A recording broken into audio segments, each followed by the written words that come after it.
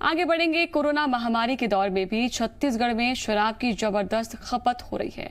शराबबंदी का वादा करने वाले छत्तीसगढ़ में लॉकडाउन के दौरान तेजी से शराब की डिमांड बढ़ी और यहां पर जनवरी से जुलाई तक 7 महीने में छत्तीसगढ़ के लोग 23 अरब 98 करोड़ 95 लाख रुपए की शराब गटक गए।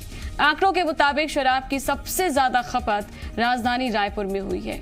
अब यहां पर 7 महीने के दौरान 9 अरब 5 करोड़ रुपए की शराब की बिक्री हुई है। और वहीं पर दुर्ग की बात की जाए तो दुर्ग में 2 अरब 62 करोड़ रुपए और बिलासपुर में 2 अरब 28 करोड़ रुपए की शराब की बिक्री हुई। छत्तीसगढ़ में शराब की खपत पर लॉकडाउन का भी बहुत ज्यादा असर देखने को नहीं मिला है। इसकी तस्दीक आंकड़ों से होती है। जनवरी 2020 से जुलाई 2020 यानी कि 7 महीने के बीच के जो आंकड़े हैं वो इस बात की तस्दीक कर रहे हैं कि जमकर इस दौरान लोगों ने शराब पिया है। विशेष तौर पे अगर हम कहें तो अव्वल जिलों में रायपुर का शुमार नंबर 1 पे है, जहां पे 900 करोड़ से अधिक की शराब की बिक्री हुई है। वहीं पूरे प्रदेश की अगर हम बात करें तो इन 7 महीनों में करीब 2400 करोड़ के आसपास की शराब की बिक्री हुई है। वो भी तब जब करीब 45 दिनों तक लॉकडाउन में शराब की दुकानें बंद थी। हालांकि आज रविवार है, रविवार की वजह से हम एक शराब दुकान के बाहर ही हैं, लेकिन रविवार की वजह से चूंकि आज रायपुर में रविवार को पूर्ण लॉकडाउन रहता है शहरी क्षेत्र में, इसलिए ये शराब की दुकान बंद है। नहीं तो इस शराब के दुकान के बाहर भी लंबी लाइनें, मतलब बड़ी भीड़ लोगों की लगी रहती है। कई दफा विपक्ष ने सवाल भी उठाया कि तब जबकि सोशल डिस्टेंसिंग का ख्याल रखना बेहद जरूरी है, शराब की दुकानों पर भीड़ में सोशल डिस्टेंसिंग का भी ख्याल नहीं रखा जाता है। लेकिन तमाम आरोपों और तर्कों को भी सरकार ने दरकिनार कर दिया।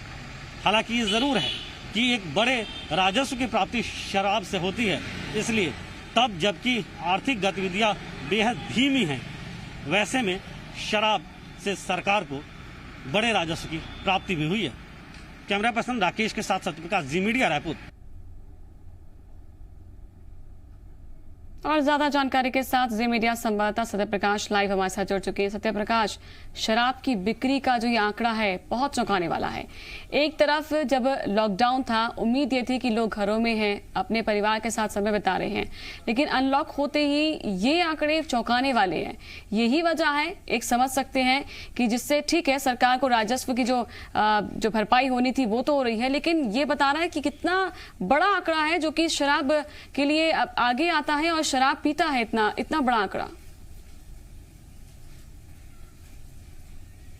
बिल्कुल, देखिए इस साल मार्च आखिर के बाद से करीब 44-45 दिनों तक लॉकडाउन में शराब की दुकानें जरूर बंद रही छत्तीसगढ़ में, लेकिन उसके बाद शराब की दुकानें खोली गई और जैसे ही शराब की दुकानें खोली गई हमने देखा कि किस तरह से सैकड़ों की भीड़ शराब की दुकानों पे और लंबी लंबी कतारें शराब की दुकानों पे लगी हुई दिखाई दी।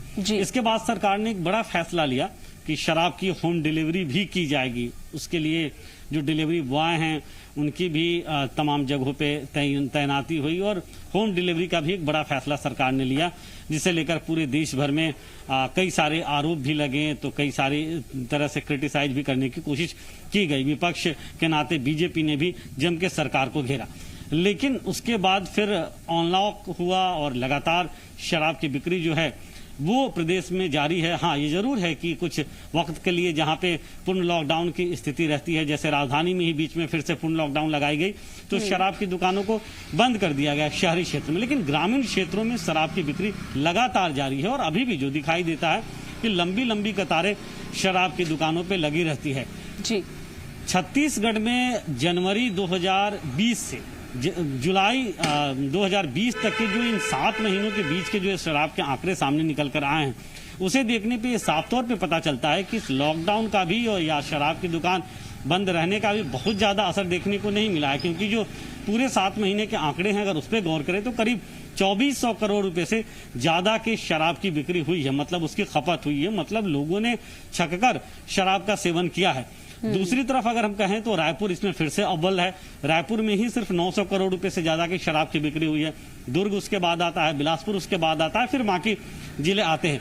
और न सिर्फ विदेशी मदिरा, मतलब जो अंग्रेजी शराब है, बल्कि देशी मदिरा की भी बिक्री बड़े पैमाने पर हुई है, उससे भी बड़ी आई हुई है। देखिए, ये ज़रूर है कि शराब की जो बिक्री लगातार बढ़ी है, उसको लेकर विपक्षी लगातार सरकार पर निशाना साधते रहा है।